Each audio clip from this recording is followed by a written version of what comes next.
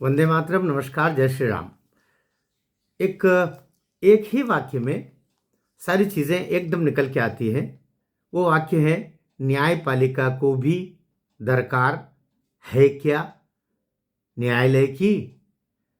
क्योंकि एकमात्र उम्मीद का जो आखिरी पायदान है, उम्मीद का जो आखिरी स्तंभ है, उम्मीद की जो आखिरी छांव है, वो न्यायपालिका है।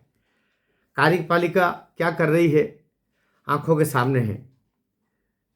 और विधायिका वो भी क्या कर रही है, ये भी सबके सामने है। तीसरा स्तंभ जो आपकी जो जो मीडिया संस्थान है, वो क्या कर रहे हैं, वो भी। न्यायपालिका से ही उम्मीद बचती है और वो आखिरी उम्मीद भी है। याद रखना, जब भी कभी क्रांति हुई है, सबसे पहले न्यायालयों के ऊपर लोगों ने, जो क्रांतिकारी या विध्वंसक या उसका विरोध करने वाले या जो भी लोग कहें, हमने श्रीलंका में भी देखा, नेपाल में भी देखा, बांग्लादेश में भी देखा, उनका न्यायपालिका पर होता है। क्योंकि वो आखिरी उम्मीद रहती है, वो अंतिम उम्मीद रहती है। मैं कानून का विद्यार्थी होने के नाते एक चिंता से मैंने आज ये वीडियो बनाया है। एक तो एक बड़ा आज कल भोपाल में देश के विभिन्न उच्च न्यायालयों के माननीय मुख्य न्यायाधीशों की एक बैठक हुई और कॉन्फ्रेंस हुई, और उसमें उन्होंने कहा कि सरकार से जुड़े हुए 65% लगभग केसेस होते हैं जो सरकार से ही जुड़े होते हैं, और ऐसे केसेस में आपसी बातचीत करके, समझौते करके उन प्रकरणों को खत्म कराया तो फिर बच जाएंगे केवल 35%। तो ये स्थिति, क्योंकि सब जानते हैं 8 करोड़ केसेस है देश भर के न्यायालयों में, 8 करोड़ केसेस बताए जा रहे हैं। अर्थात औसतन हर 2 व्यक्तियों में से एक पर केस है। ये संख्या छोटी नहीं है, तो इनका निदान तो निकालना होगा। और जजेस की संख्या बढ़ा देंगे, वो बढ़ा देंगे, नहीं, आपका सिस्टम गड़बड़ है। ऊपर से जजेस के घर पर नोटों के बोरे मिलेंगे, नियुक्तियों में क्या कुछ होता रहा है, ये भी सबके सामने है। और एक एक केस को कितना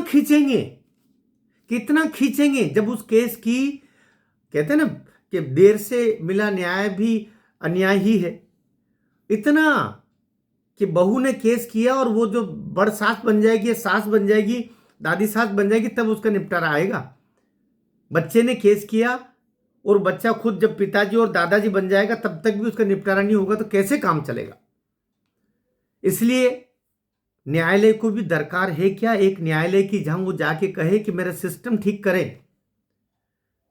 जिस जज के घर में नोटों के अंबार मिले, बोरे मिले, वो भी उच्च न्यायालय का जज, और वो शान से अभी भी दिल्ली छोड़ करके, और उसका स्थानांतरण कर दिया गया, वो इलाहाबाद हाई कोर्ट में जहां से वो आया था वहां पर फिर न्याय ही कर रहा है। कुछ बाल बांका नहीं हुआ उसका, सरेआम सब कुछ हुआ। तो क्या न्यायालय को भी दरकार है एक न्यायालय की जहां वो जाए, न्यायपालिका को भी आवश्यकता है क्या जहां वो जाए और बात रखे। सुशांत सिंह राजपूत, दिशा सालियान के केस की भी मैं उसके उल्लेख करना चाह रहा हूं। किस तरीके से सारे गवाहों को, कुछ को मार दिया, कुछ के मुंह बोलना बंद कर दिया। अब पटना से पुलिस आई, उसको अरेस्ट कर लिया। यह कार्यपालिका का दखल न्यायपालिका में, न्यायपालिका मतलब न्याय प्राप्त होना, जो भारतवर्ष की नैसर्गिक विशेषता रही है। हमारे यहाँ तो पंच परमेश्वर, जो पंच होता है वही परमेश्वर का रूप होता है, और वो जो बोलेगा वो सही ही बोलेगा। कहते हैं ना कि वो विक्रमादित्य के उस शिला पर कोई बैठा तो वो भी कैसे न्याय देने लग गया, तो विक्रमशिला बोला गया उसको। तो हमारे देश की तो न्याय व्यवस्था प्राकृतिक रही है। ये जो मनुष्यगत न्याय व्यवस्था अभी आई है, जिसमें अपने तरीके से सब नियुक्तियां और क्या क्या हो रहा है, उसके कारण से जरूर अब ये हो रहा है कि नोटों के बंडल मिल रहे हैं और उसका कुछ भी बाल बांका नहीं हो रहा है। या फिर दादाजी भी सुप्रीम कोर्ट के न्यायाधीश थे और बाद में उनका लड़का भी हो गया, अर्थात पिताजी भी उसके बने और बाद में उनका पोता वो भी मुख्य न्यायाधीश बन के गया। ये कैसा सिस्टम है? सिस्टम को तो दुरुस्त करना होगा। तो न्यायपालिका को भी दरकार है क्या एक न्यायालय की जहां वो जाकर के अपनी पीड़ा बताए? एक धारणा ऐसी क्यों बनने लगी कि जिसके पास पैसा है उसी को न्याय मिलेगा, जिसके पास पैसा नहीं है वो न्याय उसको प्राप्त होना नहीं है। दिशा केस में भी, दिशा सालियान के केस में भी उसके गरीब पिताजी को इसीलिए न्याय नहीं मिल रहा है ऐसा कहा जा रहा है। यदि बहुत सारे एडवोकेट्स, बहुत सारे एनजीओज उसके सहयोग के लिए सतीश सालियान के साथ लगे हुए हैं, वो सहयोग कर रहे हैं, लेकिन 5.5 साल से ऊपर हो गया है। 8 जून 2020 को ये बिल्कुल अमानवीय क्रूरतापूर्ण उसकी हत्या हुई, उसका सामूहिक शीलभंग का हुआ उस बच्ची के साथ में। लेकिन अभी तक अभी मार्च 2025 से तो तारीखों पे तारीख ही चल रही है, मार्च आने वाला है, 11 माह हो गया और 3-4 बार बेंचेस बदल गई। अभी तक एफआईआर दर्ज नहीं हुई आदित्य ठाकरे के ऊपर, जिसकी पिटीशन सतीश सालियान उसके पिताजी ने दी है। तो लोग ये नहीं कहेंगे कि न्यायपालिका को भी दरकार है क्या एक न्यायालय की, वहां जाके वो पीड़ा बताए अपनी? तो अनंत हो रहा है, लेकिन रास्ता यहीं से निकलेगा। रास्ता मोदी सरकार नहीं निकाल पाएगी तो और कोई सरकार के लिए निकालना तो बहुत दूभर हो जाएगा, क्योंकि मोदी के पीछे न कोई पीछे बच्चे रो रहे हैं और न जिनके लिए हजारों करोड़ रुपए इकट्ठे करना है और छोड़ करके जाना है। वो केवल देश के लिए कर रहा है। हो सकता कुछ निर्णयों में गलतियां हों, उससे उनकी छवि भी प्रभावित हुई है, ऐसा लोग बता रहे हैं। अभी खासतौर से यूजीसी वाली गाइडलाइन के लिए उनका दोष मुझे नहीं लगता, लेकिन फिर भी ये जब तरफदारी करता हूं तो कुछ लोगों को आपत्ति होती है। लेकिन मैं सच भी बोल रहा हूं, जहां कांग्रेस जाति जाति जाति जनगणना जाति जाति कर रही हो, जहां पर केवल एक झूठा नैरेटिव चला करके और इस राष्ट्रवादी सरकार को हटाने के प्रयास किए जा रहे हो, वहां पर अगर ये कुछ लोगों ने, उसमें भी दिग्विजय सिंह चीफ था। दिग्विजय सिंह कांग्रेस जैसा खूसट नेता, लोग कहते हैं खूसट नेता, घाघ नेता लोग कहते हैं, उसकी अध्यक्षता वाली वो चेयरमैनशिप वाली थी। कोई मोदी ने साइन नहीं किए थे यूजीसी गाइडलाइन पर। चलिए वो छोड़िए बात, हम और अभी भी आपको, लेकिन सुप्रीम कोर्ट नहीं बचाया। अंतिम उम्मीद क्या है? सुप्रीम कोर्ट ही है। अंतिम उम्मीद न्यायपालिका ही है। लेकिन न्यायपालिका में भी एक आयोग ऐसा बनना चाहिए कि इसके लिए और क्या क्या किया जाए।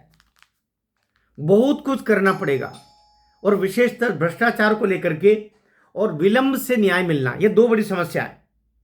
भ्रष्टाचार, चाहे सत्ता से जुड़े वकील, मैंने एक वीडियो बनाया, उसको बहुत लोग पसंद कर रहे हैं, कि जो एक दफे कुर्सी पर बैठ गया, अर्थात वो सांसद, विधायक, राज्यसभा, विधान परिषद, जिला परिषद, कहीं पर भी अगर वो लोकतांत्रिक व्यवस्था में किसी पद पर बैठ गया और उसको 2 पैसा इसी शासन व्यवस्था से उसको प्राप्त हो रहा है, लोकतांत्रिक व्यवस्था से उसको प्राप्त हो रहा है प्रतिमाह भत्ता, वेतन, उस व्यक्ति को, उस एडवोकेट को उसकी सनद, उसकी वकालत की तब तक स्थगित रहनी चाहिए जब तक वो उस कुर्सी पर रहता है।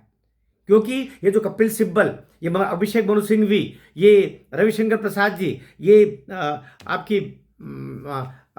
इसका सुषमा स्वराज जी की लड़की, बहुत सारे, मैं सबके लिए बोल रहा हूं, कोई किसी भी दल के हो। कई लोग तो केवल इसीलिए राज्यसभा में और अन्य स्थानों पर इन एडवोकेट्स को रखते हैं भेज करके, जहां ताकि इनके ऊपर पार्टी या इनसे जुड़े, इनके नेताओं से जुड़ा केस आएगा तो वो जाके लड़ेगा। क्यों भाई? कहां लिखा संविधान में ऐसा? ये दुराचरण अपने तरीके का साफ साफ दुराचरण है और आजादी के बाद से चल रहा है। इसको भी समाप्त किया जाना चाहिए। जब तक आप कुर्सी पर हैं, राजनीतिक कुर्सी पर हैं, अर्थात लोकतांत्रिक व्यवस्था में किसी पद पर हैं आप, तब तक आपको आपकी सनद वकालत करने की स्थगित रहेगी। जिस दिन आप कुर्सी छोड़ के आओगे वापस करो ना। देख लो कपिल सिब्बल का उदाहरण सामने, कि उनको जब कांग्रेस ने राज्यसभा का टिकट नहीं दिया तो वो नाराज होकर के और अखिलेश यादव की पार्टी से चले गए, सपा से उन्होंने राज्यसभा में भेज दिया।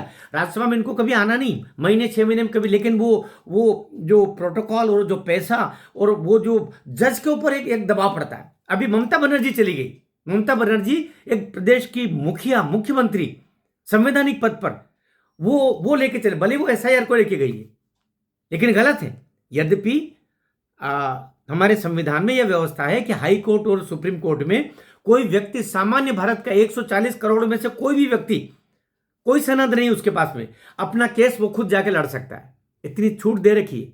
लेकिन इनको तो चौगा पहन करके वकालत करना है और उन वकीलों के पेट पर लात मारना है जो सनद लेकर के रात दिन मरते खपते वहां पर कोर्ट्स में जाकर के। इसलिए इस पर प्रतिबंध लगना चाहिए भी मैंने मांग की। इसके लिए भी कोर्ट ही इनिशिएटिव ले, इसके लिए भी न्यायपालिका को न्यायालय में जाना होगा, न्यायपालिका को दरकार है इसके लिए भी बात करें। यह गलत है क्योंकि राजनीतिक लोग नहीं करने वाले हैं।